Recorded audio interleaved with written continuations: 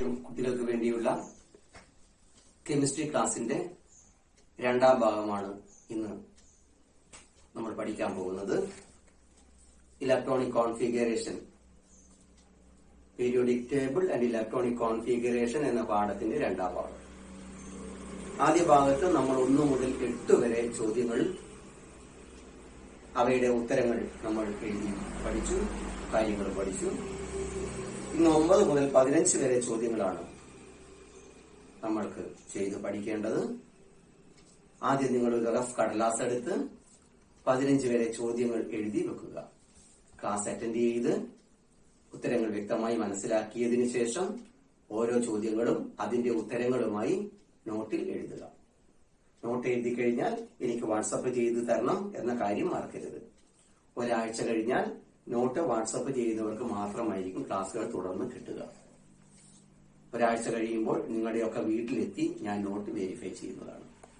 Okay, നമ്മൾ ക്ലാസ്സിലേക്ക് പോകാം. റഫ് കടലാസ് എടുത്ത് ചോദ്യങ്ങൾ എഴുതുക. നമുക്ക് ചോദ്യങ്ങൾ നോക്കുക. റഫ് കടലാസിൽ ചോദ്യങ്ങൾ എഴുതുക. ചോദ്യം number 9. What are subshells? How are they named? Question number 10. What are the maximum number of electrons that can accommodate in each subshell? Question 11.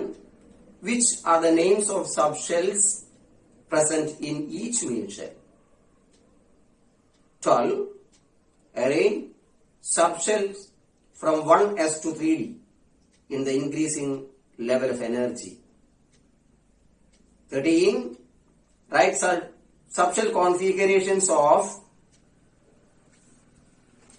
beryllium 4, boron 5 and carbon 6. 14. Write the electronic configurations of nitrogen 7, fluorine 9, sodium 11, aluminum 13, chlorine 17 and argon 18. Question number 15. Write down the electronic configurations of titanium 22 and vanadium 23.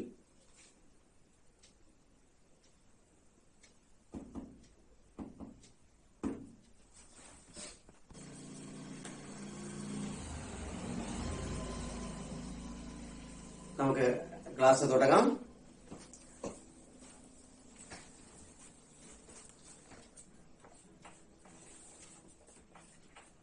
Shells are the parts in which electrons around the nucleus.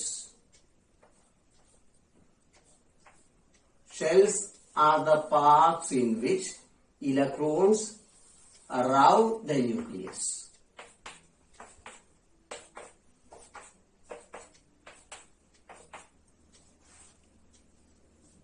Electrons in each shell has a particular level of energy. So we can say shells are also called as energy levels. Energy levels. Each main energy level are subdivided. Each main energy levels are subdivided into sub-levels. These sub-levels are called as subshells.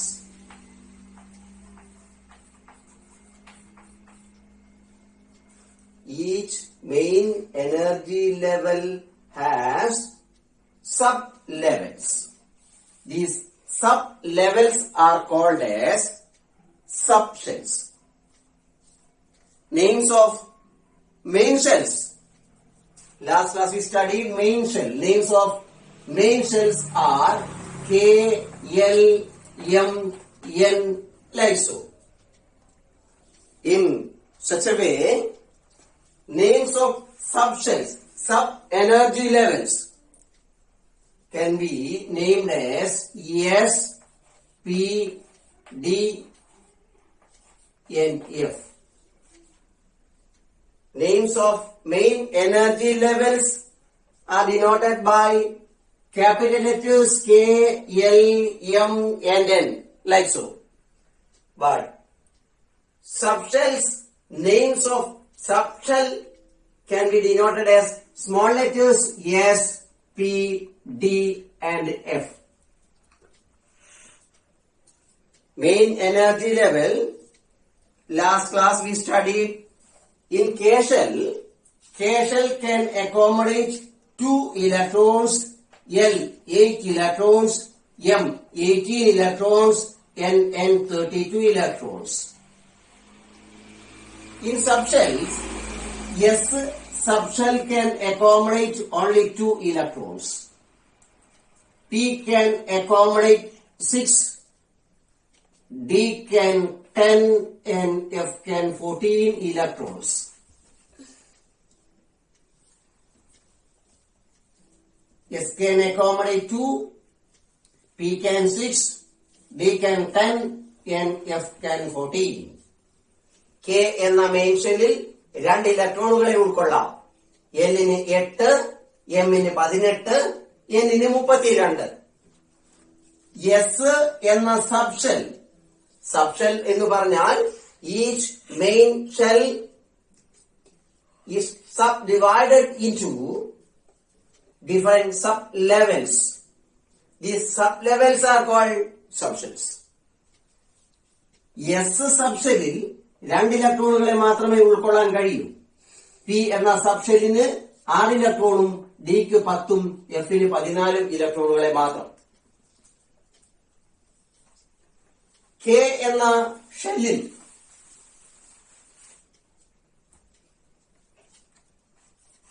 K, L, M, N എന്ന ഷെല്ലുകൾക്ക് Kക്ക് 2 ഇലക്ട്രോണുകളും Lന് 8, 18, 32 ആണ് main ഷെല്ലിൽ ഉൾക്കൊള്ളാവുന്ന ഇലക്ട്രോണുകളുടെ എണ്ണം.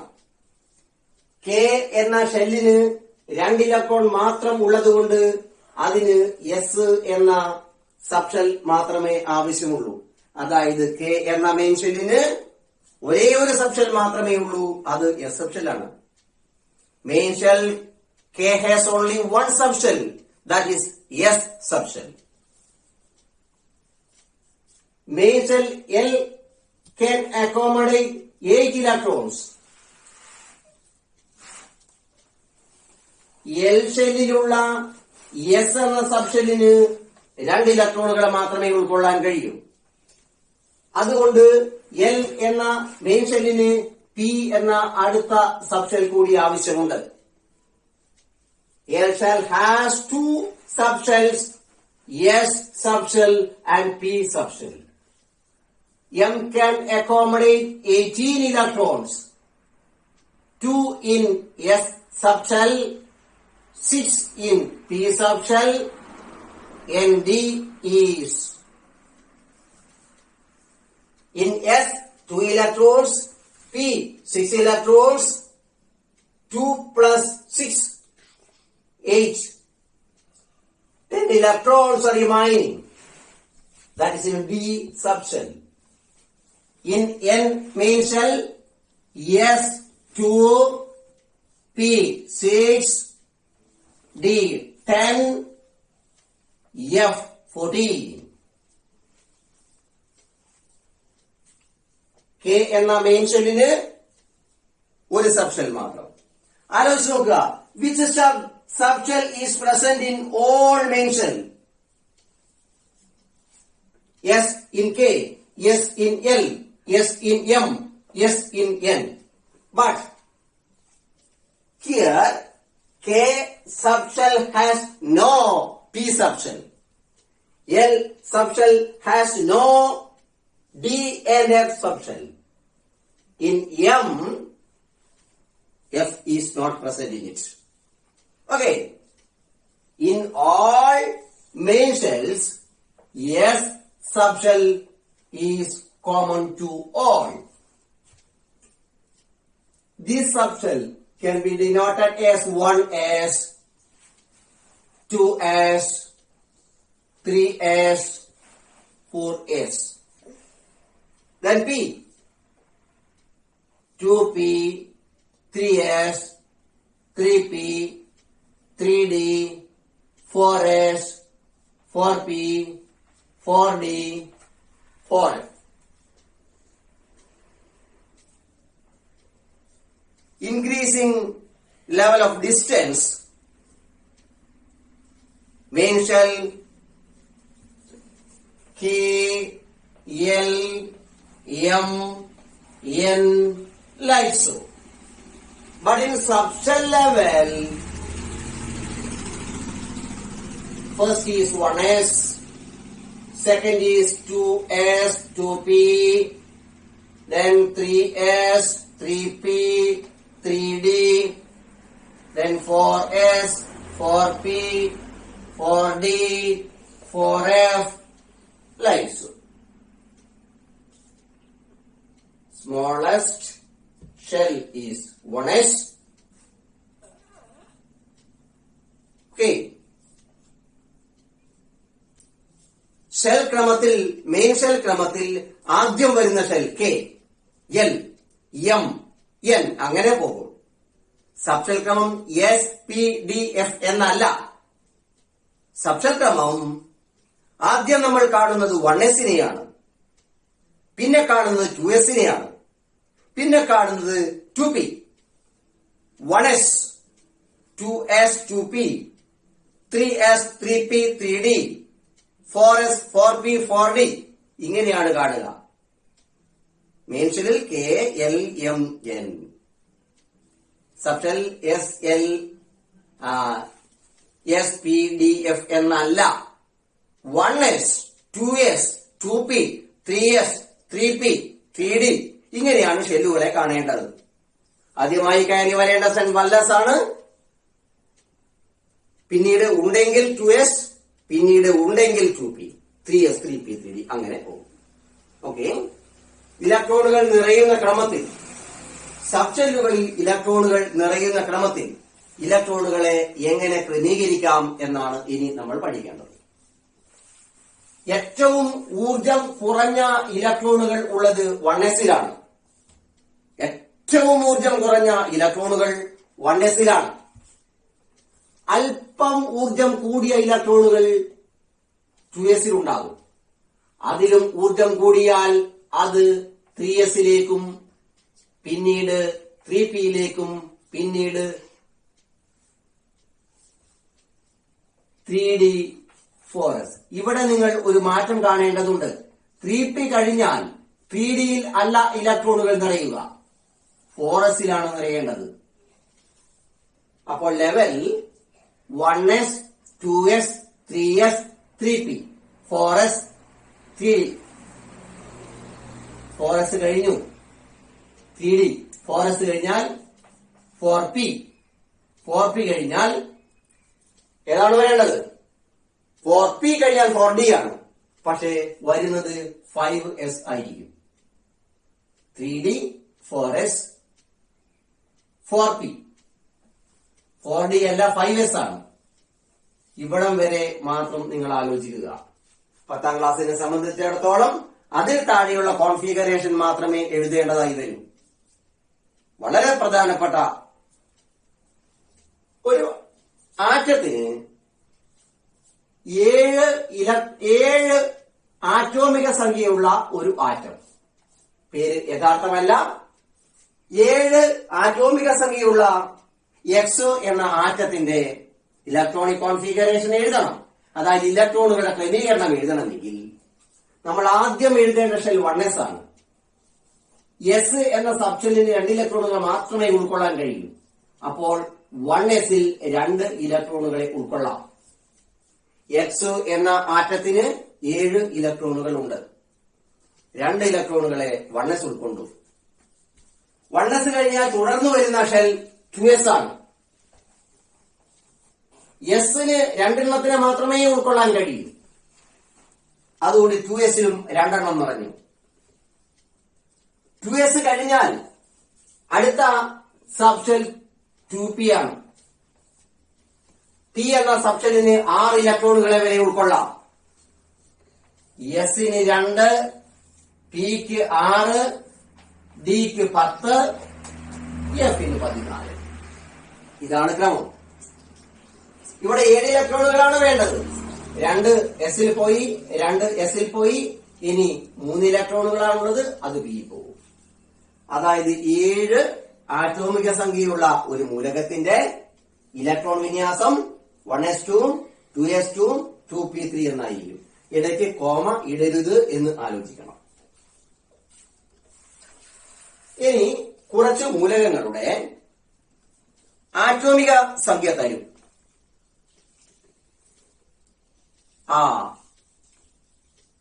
അവയുടെ electronic configuration എഴുതണം. നമ്മളോട് ആദ്യ ഭാഗത്ത് പഠിക്കാൻ ആവശ്യപ്പെട്ടിട്ടുള്ളത് ബെറിലിയം 4, ബോറോൺ 5, കാർബൺ 6,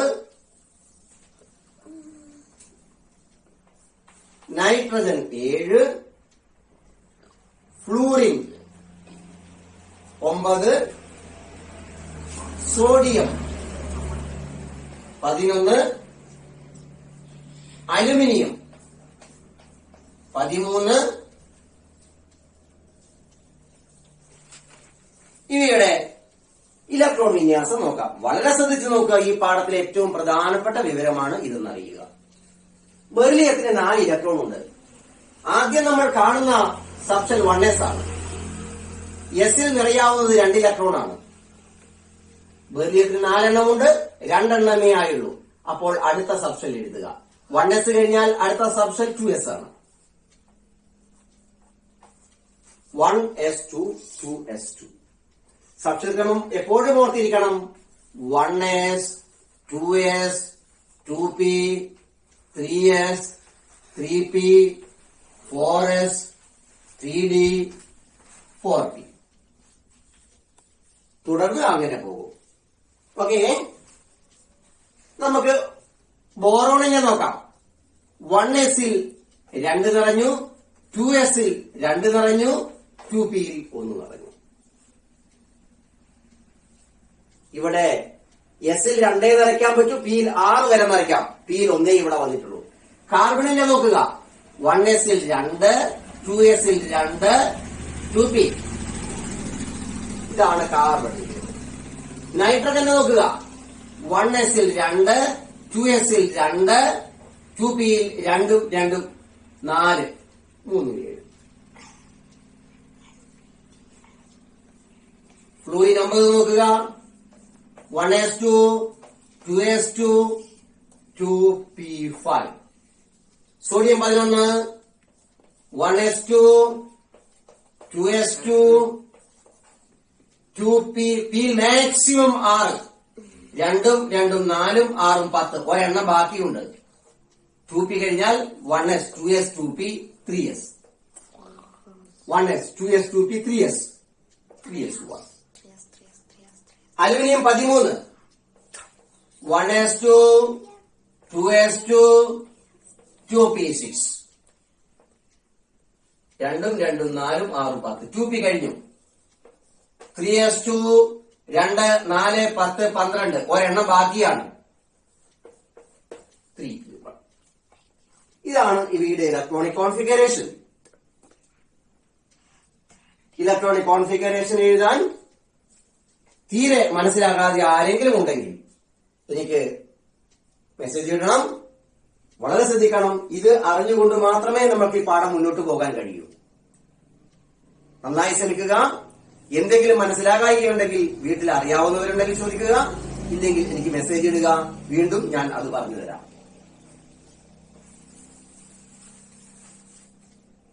ഇനി നമ്മൾ ക്ലോറിൻ 17, ആർഗൺ 18. Chlorine 17, argon 18. 1sൽ 2, 2sൽ 2, 2pയിൽ 6. 2, 2, 4, 6, 10. 7 എണ്ണം ബാക്കിയുണ്ട്. 2p കഴിഞ്ഞു. 3sൽ 2, 3p 2, 4, 10, 12. ഇനി 5 എണ്ണമുണ്ട്. പിയിൽ 6 ഇലക്ട്രോണുകൾ വരെ ഉൾക്കൊള്ളാവുന്നതാണ്. ഓക്കെ, ആർഗൺ നോക്കുക. 1s2, 2s2, 2p6. 3s2, 3p6 2 4 10 12 18 1s2 2s2 2p6 3s2 3p6. നിങ്ങളോട് 35 വരെ ആറ്റോമിക സംഖ്യയുള്ള മൂലകങ്ങളിൽ ഇലക്ട്രോൺ വിന്യാസം എഴുതാൻ മാത്രമേ ആവശ്യപ്പെടുകയുള്ളൂ. 10ാം ക്ലാസ്സിൽ അതുവരെ മാത്രമേ പഠിക്കാൻ നിങ്ങളോട് ആവശ്യപ്പെട്ടിട്ടുള്ളൂ. അപ്പോൾ എല്ലാത്തിന്റെയും ഒന്നും എഴുതി ഓർക്കുക. ചിലതിന് ചില വ്യത്യാസങ്ങളുണ്ട്. അല്പം കൂടി ഉയർന്ന ഒരു ചിന്താഗതിയാണത്. അത് പിന്നീട് ഞാൻ നിങ്ങൾക്ക് പറഞ്ഞു തരാം. സ്വാഭാവികമായും ഇങ്ങനെയാണ് എഴുതേണ്ടത്. നമ്മുടെ 9 മുതൽ 15 വരെ ചോദ്യങ്ങൾ എഴുതാനുള്ള എല്ലാ വിവരങ്ങളും ഇപ്പോൾ ഞാൻ നിങ്ങൾക്ക് തന്നു കഴിഞ്ഞു. ഓരോ ചോദ്യങ്ങളും അതിന്റെ ഉത്തരങ്ങളും എഴുതി പഠിക്കുക. ഒരാഴ്ചയ്ക്കുള്ളിൽ നിങ്ങളുടെ നോട്ട് വെരിഫൈ ചെയ്യാൻ ഞാൻ വരുന്നതാണ്. വളരെ വൃത്തിയായി നോട്ട് എഴുതുകയും പഠിക്കുകയും ചെയ്യാം. Thank you. ഇന്നത്തെ ക്ലാസ് ചെയ്യുകയാണ്.